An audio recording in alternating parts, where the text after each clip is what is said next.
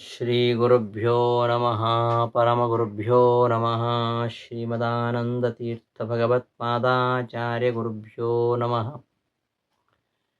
ವ್ಯಾಸಾಯ ಭವನಾಶಾಯ ಶ್ರೀಶಾಯ ಗುಣರಾಶಯೇ ಹೃದ್ಯಾಯ ಶುದ್ಧವಿದ್ಯಾಯ ಮಧ್ವಾಯ ಚ ನಮೋ ನಮಃ ಅಭ್ರಮಂ ಭಂಗರಹಿತಂ ಅಜಡಂ ವಿಮಲಂ ಸದಾ ಆನಂದತೀರ್ಥಮತುಲಂ ಭಜೆ ತಾಪತ್ರಯಾಪಹಂ ಶ್ರೀಮತೋ ರಾಘವೇಂದ್ರಸ್ಯ ನಮಾಮಿ ಪದಪಂಕಜೇ ಕಾಮಿತಾಶೇಷಕಲ್ಯಾಣ ಕಲ್ಪಪಾದಪೋ. ಶ್ರೀ ಗುರುಭ್ಯೋ ನಮಃ. ಆತ್ಮೀಯರೇ, ವಾಯುಸ್ತುತಿ ಪಾಠಕ್ಕೆ ಸುಸ್ವಾಗತ.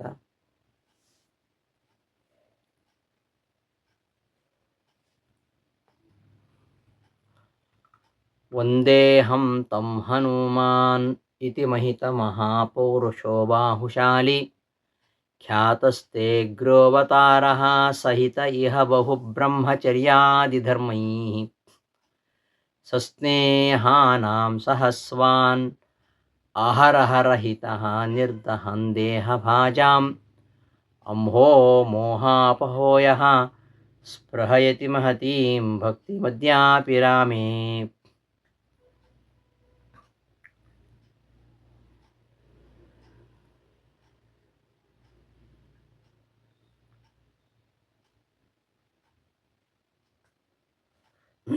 ಹಿಂದೆ ಅಸ್ಯಾವಿಷ್ಕರ್ತು ಕಾಮಂ ಎಂಬ 4ನೇ ಶ್ಲೋಕದಲ್ಲಿ ಮಂತ್ರಸಿದ್ಧಂ ಮಾರುತಸ್ಯಾವತಾರಂ ಕೃತವತಃ ಎಂಬಲ್ಲಿ ವ್ಯಾಖ್ಯಾನ ಮಾಡುವಾಗ ವಾಯುದೇವರು ಭಗವತ್ಕಾರ್ಯ ಸಾಧನೆಗಾಗಿ ಹನುಮ ಭೀಮ ಮಧ್ವರೆಂಬ 3 ಅವತಾರಗಳನ್ನು ವಹಿಸ್ತಾರೆ ಎಂಬ ವಿಚಾರ ಬಂತು. ಆ ವಿಚಾರವನ್ನು ಬಳಿತ್ಥಾ ಸೂಕ್ತವು ಕೂಡ ಹೇಳುತ್ತೆ. ಅಂತಹ ಅವತಾರ ತ್ರಯಗಳಲ್ಲಿ ಹನುಮದವತಾರದ ಮಹಿಮೆಯನ್ನು ವರ್ಣಿಸಿಕೊಟ್ಟಿದ್ದಾರೆ. ಈವರೆಗೆ ಈ ವಾಯುಸ್ತುತಿಯ ಪೀಠಿಕೆ ವಾಯುದೇವರ ಒಂದು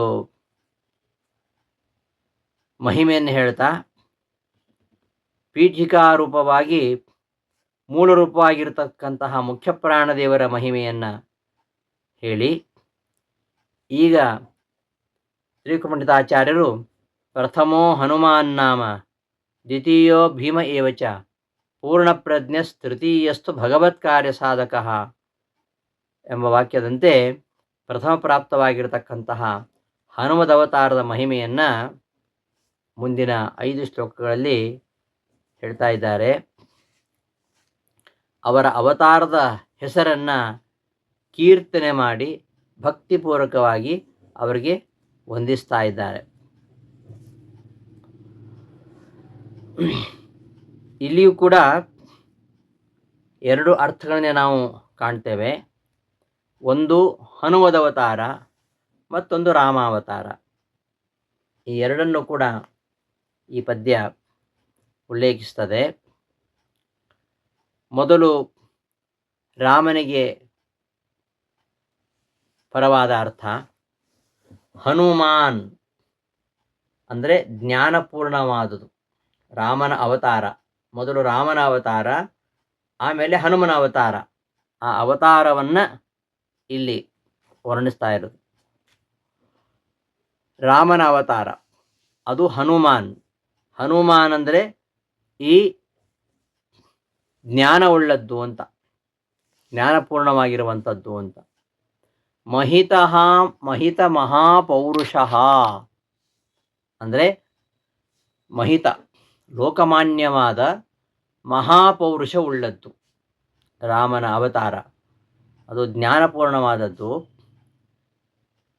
ಲೋಕಮಾನ್ಯವಾದ ಮಹಾಪೌರುಷವುಳ್ಳದ್ದು, ಬಾಹುಶಾಲಿ ಭುಜ ಪರಾಕ್ರಮವುಳ್ಳದ್ದು, ಬಹುಬ್ರಹ್ಮಚರ್ಯಾದಿ ಧರ್ಮೈ ಅನೇಕ ಬ್ರಹ್ಮಚರ್ಯಾದಿ ಧರ್ಮಗಳಿಂದ ಸಹಿತ ಯುಕ್ತವಾದದ್ದು, ಸಹಸ್ವಾನ್ ಬಲಿಷ್ಠವಾದುದು, ಸಸ್ನೇಹಾನಾಂ ದೇಹಭಾಜಾಂ ಸಸ್ನೇಹಾನಾಂ ಭಕ್ತಿ ಉಳ್ಳಂತಹ, ದೇಹಭಾಜಾಂ ಶರೀರಧಾರಿಗಳಿಗೆ, ಅಹಿತಂ ಅಹಿತಕರವಾದ ಅರಿಷಡ್ವರ್ಗಗಳನ್ನು, ಅಹರಹ ಪ್ರತಿದಿನವೂ ಕೂಡ, ನಿರ್ದಹನ್ ಸುಡುವಂಥದ್ದು. ಆಮೇಲೆ ಅಂಹೋ ಮೋಹಾಪಹ, ಅಂಹಃ ಅಂದರೆ ಪಾಪ, ಮೋಹ ಅಂದರೆ ಅಜ್ಞಾನ, ಅಂಹಃ ಪಾಪವನ್ನು, ಮೋಹ ಅಜ್ಞಾನವನ್ನು, ಅಪಹಃ ಪರಿಹಾರ ಮಾಡುವಂಥದ್ದು. ಈ ರೀತಿಯಾಗಿ ಇಹ ಈ ಲೋಕದಲ್ಲಿ, ಯಹ ಯಾವ, ತೇ ನಿನ್ನ, ಅಗ್ರ್ಯಃ ರಾಮಕೃಷ್ಣ ವೇದವ್ಯಾಸರಲ್ಲಿ ಮೊದಲನೆಯದಾದ, ಅವತಾರ ರಾಮಾವತಾರವು, ಖ್ಯಾತಃ ಪ್ರಸಿದ್ಧವಾಗಿದೆಯೋ, ಮತ್ತು ಅದ್ಯಾಪಿ ಇಂದಿಗೂ ಕೂಡ, ರಾಮೆ ಆ ರಮಣರೂಪವಾಗಿರತಕ್ಕಂತಹ ಮುಕ್ತಿಗೋಸ್ಕರವಾಗಿ, ಮಹತಿ ಮಹತ್ತರವಾದ ಭಕ್ತಿಯನ್ನು, ರಾಮೆ ಸ್ವರೂಪತಃ ರಮಣರೂಪರಾಗಿರತಕ್ಕಂತಹ ಸಜ್ಜನರಲ್ಲಿ ಸ್ಪೃಹಯತಿ ಅಪೇಕ್ಷಿಸುವುದೋ, ತಮ್ ಅಂತಹ ರಾಮಾವತಾರವನ್ನು ಅಹಂ ನಾನು ವಂದಿಸುತ್ತೇನೆ. ಈ ರಾಮಾವತಾರ ರಾಮಕೃಷ್ಣ ವೇದವ್ಯಾಸರೆಂಬ 3 ಅವತಾರಗಳಲ್ಲಿ ಮೊದಲನೇ ಅವತಾರ ರಾಮಾವತಾರ. ಈ ರಾಮಾವತಾರವು ಕೂಡ ಹನುಮಾನ್ ಅಂದರೆ ಹನುಶಬ್ದ ಜ್ಞಾನವಾಚಿ ಮಾತಿನಂತೆ ಜ್ಞಾನಪೂರ್ಣವಾಗಿರುವಂಥದ್ದು, ಲೋಕಮಾನ್ಯವಾದ ಮಹಾಪೌರುಷವುಳ್ಳದ್ದು, ಭುಜ ಪರಾಕ್ರಮವುಳ್ಳದ್ದು, ಬ್ರಹ್ಮಚರ್ಯ ಗೃಹಸ್ಥಾದಿ ಅನೇಕ ಧರ್ಮಯುಕ್ತವಾದದ್ದು, ಬಲಿಷ್ಠವಾದದ್ದು, ಭಕ್ತರಿಗೆ ಅಹಿತಕರವಾಗಿರತಕ್ಕಂತಹ ಅರಿಷಡ್ವರ್ಗಗಳನ್ನು ಪ್ರತಿದಿನ ಸುಡುವಂಥದ್ದು, ಮತ್ತು ಪಾಪ ಅಜ್ಞಾನಗಳನ್ನು ಪರಿಹಾರ ಮಾಡುವಂಥದ್ದು. ಹೀಗೆ ಲೋಕದಲ್ಲಿ ಪ್ರಸಿದ್ಧವಾಗಿರತಕ್ಕಂತಹ ಈ ರಾಮಾವತಾರ ಇಂದಿಗೂ ಕಿಂಪುರುಷ ಖಂಡದಲ್ಲಿ ಯಾವುದನ್ನೂ ಬಯಸದೆ ಕೇವಲ ಉತ್ತಮ ಭಕ್ತಿಯನ್ನು ಮಾತ್ರ ಬಯಸ್ತಾ ಇರತಕ್ಕಂತಹ ಹನುಮಂತ ಕಿಂಪುರುಷ ಖಂಡದಲ್ಲಿ ಈಗಲೂ ಪರಮಾತ್ಮನಲ್ಲಿ ಆ ರಾಮನ ಒಂದು ಚಿಂತನೆಯನ್ನು ಯಾವಾಗಲೂ ಮಾಡ್ತಾ ಇದ್ದಾನೆ. ಅಂತಹ ರಾಮಾವತಾರ, ಈ ರಾಮಾವತಾರವನ್ನು ಯಾವ ಭಕ್ತರು ಬಯಸ್ತಾರೋ ಅಂತಹ ರಾಮಾವತಾರವನ್ನು ನಾನು ವಂದಿಸ್ತೇನೆ ಅಂತ ಸಾಮಾನ್ಯವಾದ ಅರ್ಥ. ವಿಶೇಷವಾದ ಅರ್ಥವನ್ನು ಮುಂದೆ ನೋಡೋಣ. ಇದು ರಾಮಪರವಾದ ಅರ್ಥ, ರಾಮಾವತಾರ ಪರವಾದ ಅರ್ಥ. ಇನ್ನು ಹನುಮಂತನಿಗೆ ವಿಶೇಷಣವಾಗಿ ಹನುಮತ್ಪರವಾಗಿರ್ತಕ್ಕಂಥ ಅರ್ಥವನ್ನು ಕೂಡ ಈ ಪದ್ಯ ಹೇಳುತ್ತೆ. ಹನುಮಾನ್ ಜ್ಞಾನಪೂರ್ಣವಾದುದರಿಂದ ಹನುಮಂತನೆಂಬ ಹೆಸರುಳ್ಳದ್ದು. ಮಹಿತ ಮಹಾಪೌರುಷ ಲೋಕಮಾನ್ಯವಾದ ಮಹಾಪೌರುಷವುಳ್ಳದ್ದು. ಬಾಹುಶಾಲಿ ಭುಜ ಪರಾಕ್ರಮವುಳ್ಳದ್ದು. ಬಹುಬ್ರಹ್ಮಚರ್ಯಾದಿ ಧರ್ಮೈ ಅನೇಕ ಬ್ರಹ್ಮಚರ್ಯಾದಿ ಧರ್ಮಗಳಿಂದ ಸಹಿತ ಯುಕ್ತವಾಗಿರುವಂಥದ್ದು. ಸಹಸ್ವಾನ್ ಬಲಿಷ್ಠವಾದದ್ದು. ಸಸ್ನೇಹಾನಾಂ ಭಕ್ತಿಯುಳ್ಳ. ದೇಹಭಾಜಾಂ ಶರೀರಧಾರಿಗಳಿಗೆ. ಅಹಿತಂ ಅಹಿತಕರವಾಗಿರತಕ್ಕಂಥ ಅರಿಷಡ್ ವರ್ಗವನ್ನು. ಅಹರಹ ಪ್ರತಿದಿನ ನಿರ್ದಹನ ಸುಡುವಂಥದ್ದು. ಅಂಹ ಮೋಹಾಪಹ ಅಂಹ ಪಾಪವನ್ನು, ಮೋಹ ಅಜ್ಞಾನವನ್ನು, ಅಪಹ ನಾಶ ಮಾಡುವಂಥದ್ದು. ಇತಿ ಹೀಗೆ ಇಹ ಈ ಲೋಕದಲ್ಲಿ ಯಹ ಯಾವತ್ತೇ ನಿನ್ನ ಅಗ್ರ್ಯ ಅಂದರೆ ಮೊದಲನೆಯದಾದ ಹನುಮಾವತಾರವು ಖ್ಯಾತಃ ಪ್ರಸಿದ್ಧವಾಗಿದೆಯೋ, ಅದ್ಯಾಪಿ ಇಂದಿಯೂ ಕೂಡ ರಾಮೇ ಆ ರಾಮನ ವಿಷಯದಲ್ಲಿ ಮಹತೀಂ ಮಹತ್ತರವಾದ ಭಕ್ತಿಯನ್ನು ಸ್ಪೃಹಯತಿ ಬಯಸುತ್ತದೆಯೋ, ತಮ್ಮ ಅಂತಹ ಹನುಮದವತಾರವನ್ನು ಅಹಂ ನಾನು ಒಂದೇ ನಮಿಸ್ತೇನೆ ಅಂತ. ಹೇ ವಾಯುದೇವ, ಹನುಮ ಭೀಮ ಮಧ್ವರೆಂಬ 3 ಅವತಾರಗಳಲ್ಲಿ ನಿನ್ನದು ಮೊದಲನೆಯದು ಹನುಮದವತಾರ. ಜ್ಞಾನಪೂರ್ಣ ಆದ್ದರಿಂದ ಹನುಮಂತನೆಂಬ ಹೆಸರುಳ್ಳದ್ದು. ಲೋಕಮಾನ್ಯವಾದ ಮಹಾಪೌರುಷವನ್ನು ಹೊಂದಿರುವಂಥದ್ದು. ಮತ್ತು ಭುಜ ಪರಾಕ್ರಮವುಳ್ಳದ್ದು.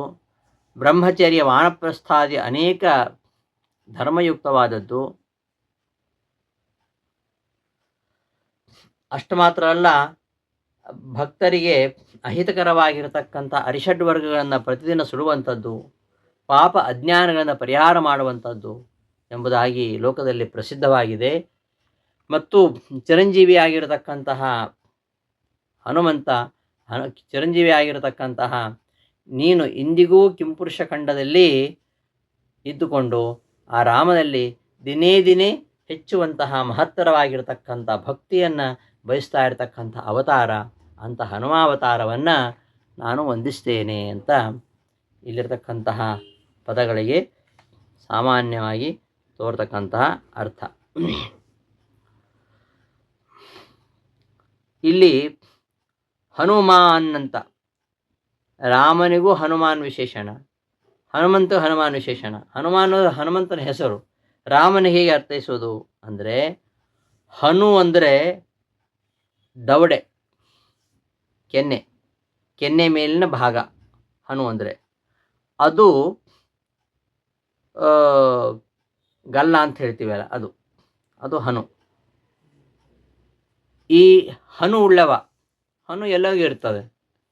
ಇವನಿಗೆ ಯಾಕೆ ಹನುಮಂತ ಅಂತ ಹೆಸರು ಬಂತು ಅಂತ ಲೋಕದಲ್ಲಿ ಒಂದು ಪ್ರಚಲಿತವಾದ ಕಥೆ ಇದೆ, ಸಾಮಾನ್ಯವಾದ ಕಥೆ. ಹನುಮಂತ ಶಿಶುವಾಗಿದ್ದಾಗ ಸೂರ್ಯೋದಯ ಆದ ಕೂಡಲೇ ಸೂರ್ಯಬಿಂಬವನ್ನು ಹಣ್ಣು ಅಂತ ಭಾವಿಸಿಕೊಂಡು ನುಂಗ್ಲಿಕ್ಕೆ ತೊಡಗಿದಂತೆ ಅದನ್ನು ಕಂಡಂತಹ ಇಂದ್ರ ವಜ್ರಾಯುಧದಿಂದ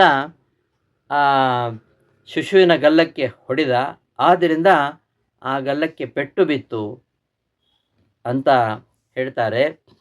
ಇದನ್ನೇ ಶ್ರೀಪಾದರಾಜರು ಮಧ್ವನಾಮದಲ್ಲಿ ಪೋತ ಭಾವದಿ ತರಣಿ ಬಿಂಬಕ್ಕೆ ಲಂಘಿಸಿದ ಈತನಿಗೆ ಎಣೆಗಾಣೆ ಯಾರು ಮೂರು ಲೋಕದೊಳಗೆ ಅಂತ ಹೇಳ್ತಾರೆ. ಇದು ಗೌಣವಾಗಿರತಕ್ಕಂಥ ವಿಷಯ. ಹನುಮಾನ್ ಅನ್ನೋದಕ್ಕೆ ಈ ಅರ್ಥ ಅನ್ನೋದು ಗೌಣವಾದ ಅರ್ಥ. ಆದರೆ ನಾವು ಈ ಭಾಷ್ಯಗಳನ್ನು ನೋಡಿದಾಗ, ಶ್ರೀಮದಾಚಾರ್ಯರ ಭಾಷ್ಯಗಳನ್ನು ನೋಡಿದಾಗ ಇಲ್ಲಿ ಹನುಮಾನ್ ಅಂದರೆ ಜ್ಞಾನಿ ಅಂತ ಅರ್ಥ. ಹನುಶಬ್ದ ಜ್ಞಾನವಾಚಿ, ಜ್ಞಾನ ಅನ್ನೋದು ಮುಖ್ಯವಾದ ಅರ್ಥ. ಆ ಜ್ಞಾನಕ್ಕೋಸ್ಕರವಾಗಿ, ಜ್ಞಾನ ಗಳಿಸಲಿಕ್ಕೋಸ್ಕರವಾಗಿ ಹನುಮಂತನನ್ನು ಮಹಾವ್ಯಾಕರಣಾಂಬೋಧಿ ಮಂಥಮಾನ ಸಮಂದರಂ ಅಂತ ಹೇಳ್ತಾರೆ. ನವ ವ್ಯಾಕರಣ ಪಂಡಿತ ಅಂತ ಪ್ರಸಿದ್ಧ. ಆವ ಸೂರ್ಯನಿಂದ ವ್ಯಾಕರಣ ವಿದ್ಯೆಯನ್ನು ಕಲಿತನಂತೆ. ಅದಕ್ಕೋಸ್ಕರವಾಗಿ ಅವನು ಯಾಕೆ ಹಾರಿದ ಅಂದರೆ, ಸೂರ್ಯನಿಂದ ವ್ಯಾಕರಣ ವಿದ್ಯೆಯನ್ನು ಪಡೀಲಿಕ್ಕೋಸ್ಕರವಾಗಿ ತರಣಿಗೆ ಅಭಿಮುಖನಾಗಿ ಹೋದ ಅಂತ ಶ್ರೀಪಾದರಾಜರು ಹೇಳ್ತಾರೆ. ತರಣಿಗೆ ಅಭಿಮುಖನಾಗಿ ಶಬ್ದಶಾಸ್ತ್ರವ ಪಠಿಸಿ ಉರವಣಿಸಿ ಹಿಂದು ಮುಂದಾಗಿ ನಡೆದ ಪರಮ ಪವಮಾನಸದ ಉದಯಾಸ್ತ ಶೈಲಗಳ ಭರದಿ ಐದು ಈತಗೆ ಉಪಮೆ ಉಂಟೆ ಅಂತ. ಸೂರ್ಯನಿಂದ ವ್ಯಾಕರಣ ಶಾಸ್ತ್ರವನ್ನು ಓದಲಿಕ್ಕೋಸ್ಕರವಾಗಿ ಉದಯ ಕಾಲದಲ್ಲಿ ಸೂರ್ಯನಿಗೆ ಎದುರಾಗಿ ನಿಂತುಕೊಂಡು ಪಾಠ ಆರಂಭಿಸ್ತಾ ಇದ್ದಂತೆ. ಸೂರ್ಯ ಪಶ್ಚಿಮದ ಕಡೆಗೆ ಬಂದಾಗ ಹನುಮಂತ ಅದೇ ವೇಗದಲ್ಲಿ ಹಿಂದಕ್ಕೆ ಹೆಜ್ಜೆ ಇಡುತ್ತಾ ಮಹಾಕ್ರಮ ತೋರಿಸಿ ಸಂಜೆ ಹೊತ್ತಿಗೆ ಅಸ್ತಶಿಖರವನ್ನು ತರುತ್ತಾ ಇದ್ದಂತೆ. ಹೀಗೆ ಸೂರ್ಯನಿಂದ ಇಡೀ ವ್ಯಾಕರಣವನ್ನು ಕಲಿತಾ ಎಂಬ ವಿಚಾರವನ್ನು ಈ ಒಂದು ಶ್ರೀಪಾದರಾಜರು ಅವರ ಮಧ್ವನಾಮದಲ್ಲಿ ಸಂಗ್ರಹ ಮಾಡಿದ್ದಾರೆ. ಹೀಗೆ ಅವ ಜ್ಞಾನಿ ಎಂಬ ಅರ್ಥದಲ್ಲಿ ಅವನಿಗೆ ಹನುಮಾನ್ ಅಂತ ಹೆಸರಿರುವಂಥದ್ದು. ಈ ಹನುಮಂತನ ಮಾತು ಎಂಥದ್ದು ಅಂದರೆ, ಅವನ ಮಾತಿನಲ್ಲಿ ಒಂದು ಅಪಶಬ್ದ ಇಲ್ಲ, ಒಂದು ಸಹ ಅಪಶಬ್ದ ಇಲ್ಲ. ರಾಮದೇವರಿಗೂ ಹನುಮಂತ ದೇವರಿಗೂ ಮೊಟ್ಟ ಮೊದಲು ಭೇಟಿ ಆಗತ್ತೆ ಕಿಷ್ಕಿಂಧೆಯಲ್ಲಿ. ಆಗ ರಾಮದೇವರು ಹನುಮಂತನ ಮಾತಿನಲ್ಲಿ ಒಂದೇ ಒಂದು ತಪ್ಪನ್ನಾಗಲಿ ಅಪಶಬ್ದವನ್ನಾಗಲಿ ಅವರು ಕಾಣುವುದಿಲ್ಲ. ಅದನ್ನು ವಾಲ್ಮೀಕಿ ರಾಮಾಯಣ ಹೇಳುತ್ತೆ, ನಾನೃಗ್ವೇದ ವಿನೀತಸ್ಯ ನಾಯಜುರ್ವೇದ ಧಾರಿಣಃ ನಾಸಾಮವೇದ ವಿದುಷಃ ಶಕ್ಯಮೇವಂ ಪ್ರಭಾಷಿತಂ. ಋಗ್ವೇದಾಧ್ಯಯನ ಸಂಪನ್ನನಾಗಿರದವನಿಗೆ, ಯಜುರ್ವೇದವನ್ನು ಅಭ್ಯಾಸ ಮಾಡದವನಿಗೆ, ಸಾಮವೇದದಲ್ಲಿ ಪಾರಂಗತನಾಗದವನಿಗೆ ಈ ರೀತಿಯಾಗಿ ಸ್ಪಷ್ಟವಾಗಿ ಶುದ್ಧವಾಗಿ ಮಾತಾಡಲಿಕ್ಕೆ ಸಾಧ್ಯ ಇಲ್ಲ. ಅರ್ಥಾತ್ ಇವನು ಇಷ್ಟು ಸ್ಫುಟವಾಗಿಯೂ ಶುದ್ಧವಾಗಿ ಮಾತಾಡ್ತಾ ಇರೋದ್ರಿಂದ ಇವನು ಚತುರ್ವೇದ ಪಾರಂಗತನೇ ಆಗಿರಬೇಕು ಅಂತ ರಾಮ ಲಕ್ಷ್ಮಣನಲ್ಲಿ ಹೇಳ್ತಾನಂತೆ, ನೂನಂ ವ್ಯಾಕರಣಂ ಕೃತ್ಸಂ ಅನೇನ ಬಹುದಾಶ್ರುತಂ. ಇವ ಇಡೀ ವ್ಯಾಕರಣ ಶಾಸ್ತ್ರವನ್ನು ಚೆನ್ನಾಗಿ ಅಭ್ಯಾಸ ಮಾಡಿದ್ದ, ಆದ್ದರಿಂದ ಇವನ ಬಾಯಿಂದ ಒಂದೇ ಒಂದು ಅಪಶಬ್ದ ಹೊರಟಿಲ್ಲ ಎಂಬ ವಿಚಾರವನ್ನು ಅಲ್ಲಿ ಹೇಳ್ತಾನೆ ರಾಮ. ಹೀಗೆ ಮುಖದಲ್ಲಿ ಕಿಂಚಿದ ಅಪಶಬ್ದ ಇವಗಿಲ್ಲೆಂದು ಮುಖ್ಯ ಪ್ರಾಣನು ರಾಮನ ಅನುಕರಿಸಿದ ಅಂತ ಶ್ರೀಪಾದರಾಜರು ಹೇಳ್ತಾ ಹನುಮಂತವನು ಮಹಾಜ್ಞಾನಿಯಾಗಿದ್ದ ಅಂತ ಹೇಳ್ತಾರೆ. ಹೀಗೆ ಈ ಹನುಮಾನ್ ಎಂಬುದಕ್ಕೆ ಹನುಮಂತನ ಪರವಾಗಿ ಅರ್ಥ ಆದರೆ, ರಾಮನ ಪರವಾಗಿ ಕೂಡ ಹನುಮಾನ್ ಎಂಬುದನ್ನು ಹೇಳ್ಬೋದು. ಹನುಮಾನ್ ಎಂಬುದು ರಾಮನ ಪರವಾಗಿ ಅರ್ಥೈಸುವಾಗ ಅದು ಹೆಸರಲ್ಲ, ಅದು ವಿಶೇಷಣ, ರಾಮನಿಗೆ ವಿಶೇಷಣ. ಹನುಮಾನ್ ರಾಮ ಹೇಗೆಂದರೆ ಜ್ಞಾನವುಳ್ಳವ ಅಂತ, ಜ್ಞಾನಪೂರ್ಣ, ಜ್ಞಾನ ಸ್ವರೂಪ ಅಂತ ಅರ್ಥ. ಅಂತಹ ಹನುಮಾನ್ ಜ್ಞಾನಿಯಾಗಿರ್ತಕ್ಕಂಥವನು ರಾಮ ಅಂತ ಅರ್ಥ ಬರುವಂಥದ್ದು. ಬ್ರಹ್ಮಚರ್ಯಾದಿ ಧರ್ಮೈ ಸಹಿತ, ಬ್ರಹ್ಮಚರ್ಯಾದಿ ಧರ್ಮಗಳಿಂದ ಸಹಿತವಾಗಿದೆ. ಹನುಮತ್ಪರವಾಗಿ ಅರ್ಥ ಮಾಡುವಾಗ ಬ್ರಹ್ಮಚರ್ಯ, ಇಂದ್ರಿಯ ನಿಗ್ರಹ, ಜ್ಞಾನ, ಭಕ್ತಿ, ಅಣಿಮಾದಿ ಅಷ್ಟಸಿದ್ಧಿ, ಚಿರಂಜೀವಿತ್ವ ಇವೇ ಮೊದಲಾದ ಧರ್ಮಗಳಿಂದ ಕೂಡಿದವ ಅಂತ ಅರ್ಥ. ಬಹು ಬ್ರಹ್ಮಚರ್ಯಾದಿ ಧರ್ಮೈ ಸಹಿತ ಅಂದರೆ ಇಲ್ಲಿ ಆದಿ ಶಬ್ದ ಸೇರಿದರು. ಆದಿ ಬ್ರಹ್ಮಚರ್ಯವೇ ಆದಿ, ಮೊದಲಾದಂದು ಯಾವುದು ಇಟ್ಕೊಳ್ಬೇಕು ಅಂತ ಅಂದರೆ ಇಲ್ಲಿ ಆದಿ ಶಬ್ದದಿಂದ 4 ಆಶ್ರಮಗಳ ವೇದೋಕ್ತವಾಗಿರತಕ್ಕಂತಹ ಧರ್ಮಗಳನ್ನು ಇಟ್ಕೊಳ್ಬೇಕು. ದೇವಾ ಏವ ಬ್ರಹ್ಮಚಾರಿಣೋ, ದೇವಾಃ ಏವ ಗೃಹಸ್ಥಾಃ, ದೇವಾ ಏವ ವನಸ್ಥಾಃ, ಯಥಾಹ್ಯೇತೆ ಮುನಯಃ ಏವಂ ಸರ್ವವರ್ಣಾಃ ಸರ್ವಾಶ್ರಮಾಃ ಅಂತ ಕೌಂಠರವ ಶ್ರುತಿ ಹೇಳುವಂತೆ ಹನುಮಂತದೇವರು ಬ್ರಹ್ಮಚಾರಿಗಳಾಗಿದ್ದರೂ ಬ್ರಹ್ಮಚಾರಿ, ಗೃಹಸ್ಥ, ವಾನಪ್ರಸ್ಥ, ಯತಿ 4 ಆಶ್ರಮಗಳು ಏನಿವೆ ಅದರಲ್ಲಿ ಹೇಳ್ತಕ್ಕಂತಹ ಎಲ್ಲ ಧರ್ಮಗಳನ್ನು ಇವರು ಆಚರಿಸ್ತಾ ಇದ್ದರು ಎಂಬುದನ್ನು ಇಲ್ಲಿ ಆದಿಪದದಿಂದ ಇಟ್ಕೊಳ್ಬೇಕು ಅಂತ. ಇನ್ನು ರಾಮನ ಪರವಾಗಿ ಅರ್ಥೈಸುವಾಗ ಬಹುಬ್ರಹ್ಮಚರ್ಯಾದಿ ಧರ್ಮೈ ಸಹಿತ, ರಾಮನ ಪರವಾಗಿ ಅರ್ಥೈಸುವಾಗ ಬ್ರಹ್ಮ ಅಂದರೆ ವೇದ, ಬಹುಬ್ರಹ್ಮ ಅಂದರೆ ಅನೇಕ ವೇದಗಳು, ಆ ಅನೇಕ ವೇದಗಳಲ್ಲಿ ನಿರೂಪಿತವಾಗಿರತಕ್ಕಂತಹ ಚರಿತ್ರೆಗಳು, ಅಂತಹ ಬಹುಬ್ರಹ್ಮಚರ್ಯಾದಿ ಧರ್ಮೈ, ವೇದದಲ್ಲಿ ಬರತಕ್ಕಂತಹ ಅನೇಕ ಚರಿತ್ರೆಗಳು ಮತ್ತು ಬ್ರಹ್ಮಚರ್ಯಾದಿ ಧರ್ಮಗಳು ಇವುಗಳಿಂದ ಕೀರ್ತನಾಗಿರ್ತಕ್ಕಂಥವನು, ವೇದಗಳಲ್ಲಿ ಕೀರ್ತನಾಗಿರ್ತಕ್ಕಂಥವನು ಅವನು ಹನುಮಂತ.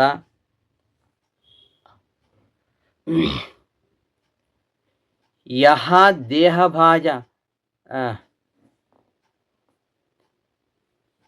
ಬ್ರಹ್ಮ ಬಹು ಅಂದರೆ ಅನೇಕ, ಬಹು ಬ್ರಹ್ಮ ಅಂದರೆ ವೇದ, ಅನೇಕ ವೇದಗಳಲ್ಲಿ ಕೀರ್ತಿತವಾದ ಅಪಾರ ಚರಿತ್ರೆಗಳೇ ಲಕ್ಷಣವಾಗಿ ಉಳ್ಳಂತಹ ಏನು ಧರ್ಮಗಳಿವೆ ಅಂತಹ ಧರ್ಮಗಳಿಂದ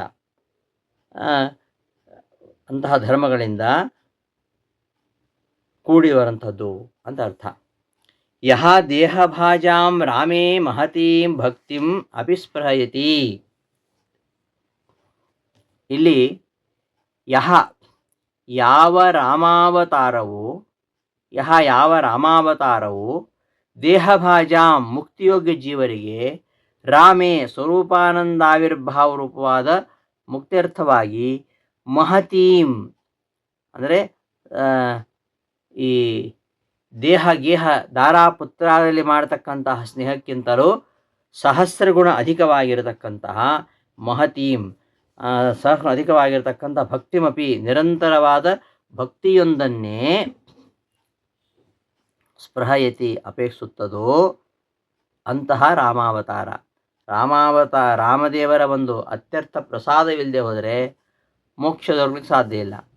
ರಾಮದೇವರ ಅತ್ಯರ್ಥ ಪ್ರಸಾದ ಲಭಿಸಬೇಕಾದರೆ ದೇಹಗೇಹ ದಾರಾಪುತ್ರಾದಿಗಳಲ್ಲಿ ಮಾಡತಕ್ಕಂಥ ಸ್ನೇಹಕ್ಕಿಂತ 1000 ಪಟ್ಟು ಅಧಿಕವಾಗಿರತಕ್ಕಂಥ ಭಕ್ತಿಯನ್ನು ಮಾಡಿದರೆ ಮಾತ್ರ ಅಂತಹ ಅದು ರಾಮಾವತಾರ ಲಭ್ಯವಾಗುತ್ತೆ. ಹೀಗೆ ಮೋಕ್ಷಾಪೇಕ್ಷೆಗಳಾಗಿರ್ತಕ್ಕಂತಹ ಜೀವರು ತಮ್ಮ ಸ್ವರೂಪ ಆನಂದಾವಿರ್ಭಾವ ರೂಪವಾಗಿರ್ತಕ್ಕಂತಹ ಮೋಕ್ಷ ಬೇಕೆಂದು ಅಪೇಕ್ಷಿಸಿದರೆ ಅವರು ತನ್ನಲ್ಲಿ ಮಿಕ್ಕ ಎಲ್ಲರಲ್ಲಿಯೂ ಮಾಡುವ ಸ್ನೇಹಕ್ಕಿಂತಲೂ ಉಳಿದವರಲ್ಲಿ ಮಾಡುವ ಸ್ನೇಹಕ್ಕಿಂತಲೂ 1000 ಪಟ್ಟು ಅಧಿಕವಾದ ನಿರಂತರವಾಗಿರತಕ್ಕಂತಹ ಸ್ನೇಹರೂಪವಾದ ಭಕ್ತಿಯನ್ನು ಮಾಡಬೇಕು ಅಂತ ರಾಮದೇವರು ಅಪೇಕ್ಷಿಸ್ತಾರೆ ಅಂತ ಇದರ ಅಭಿಪ್ರಾಯ. ಇನ್ನು ಯಹ ದೇಹಭಾಜಾಂ ರಾಮೇ ಮಹತೀಂ ಭಕ್ತಿಂ ಸ್ಪೃಹಯತಿ, ಹನುತ್ಪರವಾಗಿ ಅರ್ಥ ಹೇಳೋದಾದರೆ ರಮಂತೆ ಯೋಗಿನಃ ಅನಂತೆ ನಿತ್ಯಾನಂದೇ ಚಿದಾತ್ಮನಿ ಇತಿ ರಾಮಪದೇನೈತತ್ ಪರಂ ಬ್ರಹ್ಮಾಭಿಧೀಯತೆ ಅಂತ ಪದ್ಮಪುರಾಣದಲ್ಲಿ ಹೇಳಿದಂತೆ ಇಲ್ಲಿ ಯೋಗಿಗಳು ಯಾವನಲ್ಲಿ ನಡೆದಾಡುತ್ತಾರೋ ಅವನು ರಾಮ. ರಾಮ ಶಬ್ದ ಅರ್ಥ ಅದೇ, ರಮಂತೆ ಯೋಗಿನಃ ಅಸ್ಮಿನ್ನಿತಿ ರಾಮಃ, ಅಂತಹ ರಾಮನಲ್ಲಿ. ಮತ್ತೆ ರಮಯತಿ ಸರ್ವಾನ್ ರೂಪೇಣ ಗುಣೈಹಿ ವಾ ಇತಿ ರಾಮಃ, ಸಮಸ್ತ ಜನರನ್ನು ತನ್ನ ರೂಪದಿಂದಲೂ ಗುಣದಿಂದಲೂ ಸಂತೋಷಪಡಿಸುವನಾದ್ದರಿಂದ ಅವನಿಗೆ ರಾಮ ಅಂತ ಹೇಳೋದು. ಅಂತಹ ರಾಮನಲ್ಲಿ, ಅಂತಹ ರಾಮನಲ್ಲಿ ಯಾವ ಹನುಮದವತಾರವು ಅದ್ಯಾಪಿ ಈಗಲೂ ಕೂಡ ಕಲಿಯುಗದಲ್ಲಿಯೂ ಕೂಡ ಮಹತೀಂ ಮಿಕ್ಕ ಎಲ್ಲ ಜೀವರು ಮಾಡೋದಕ್ಕಿಂತ ಅತ್ಯಧಿಕವಾದ ಅವಿಚ್ಛಿನ್ನವಾಗಿ ಪ್ರವಹಿಸ್ತಕ್ಕಂತಹ ಸರ್ವ ಸಾಧನಗಳಿಗಿಂತಲೂ ಉತ್ತಮವಾಗಿರತಕ್ಕಂಥ ಭಕ್ತಿಯನ್ನು ಸ್ಪೃಹಯತಿ ಅಪೇಕ್ಷಿಸುತ್ತದೆಯೋ ಅಂತಹ ರಾಮಾವತಾರ ಅಂತ ಇದರ ಅಭಿಪ್ರಾಯ.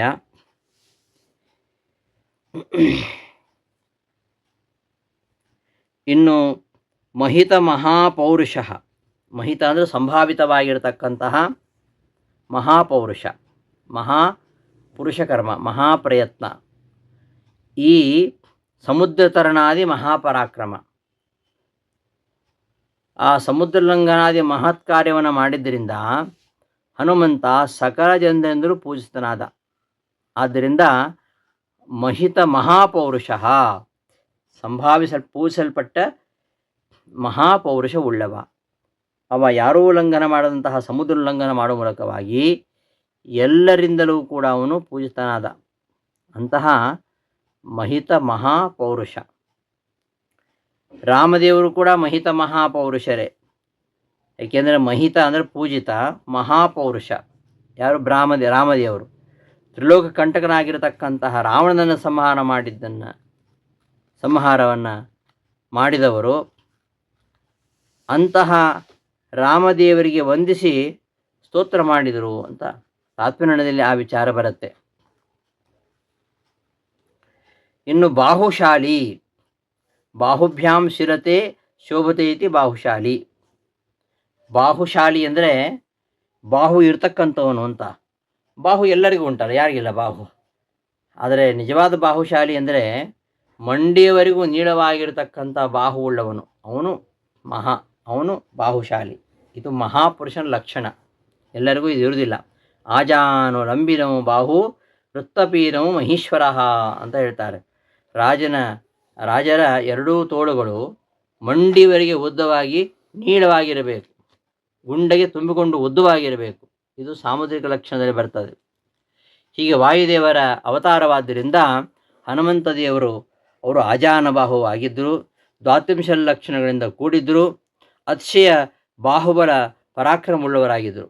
ಆದ್ದರಿಂದ ಅವರು ಮಹಿತ ಮಹಾ ಪೌರುಷಃ ಬಾಹುಶಾಲಿ.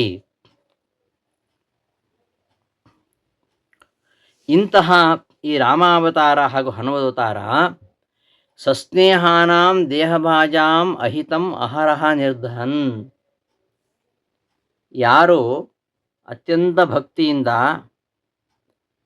ಸಹಿತರಾಗಿ ಭಕ್ತಿ ಸಂಪನ್ನರಾಗಿ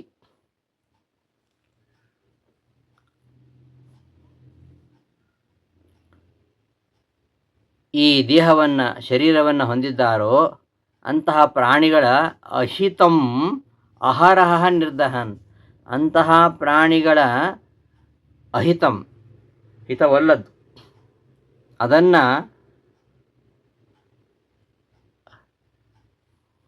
ನಿರ್ದಹನ್ ಸುಟ್ಟು ಭಸ್ಮ ಮಾಡ್ತಕ್ಕಂಥವರು.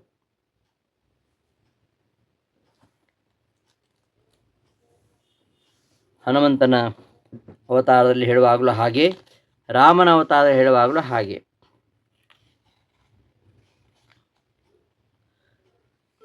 ಹೀಗೆ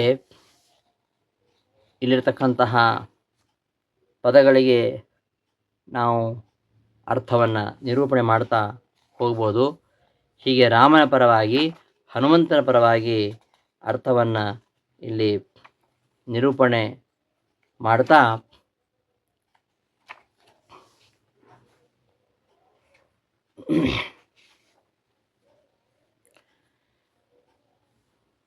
ತ್ರಿವಿಕ್ರಮ ಪಂಡಿತಾಚಾರ್ಯರು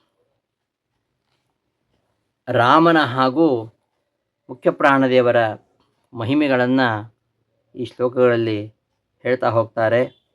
ಹನುಮಂತನಿಗೆ ಕೊಟ್ಟಂತಹ ಎಲ್ಲ ವಿಶೇಷಣಗಳು ಕೂಡ ಅವು ಎಲ್ಲವೂ ಯಥಾರ್ಥವೇ ಆಗಿಯೇ ಹೊರತು ಯಾವುದೂ ಒಂದು ಹುಸಿಯಲ್ಲ. ಆದ್ದರಿಂದ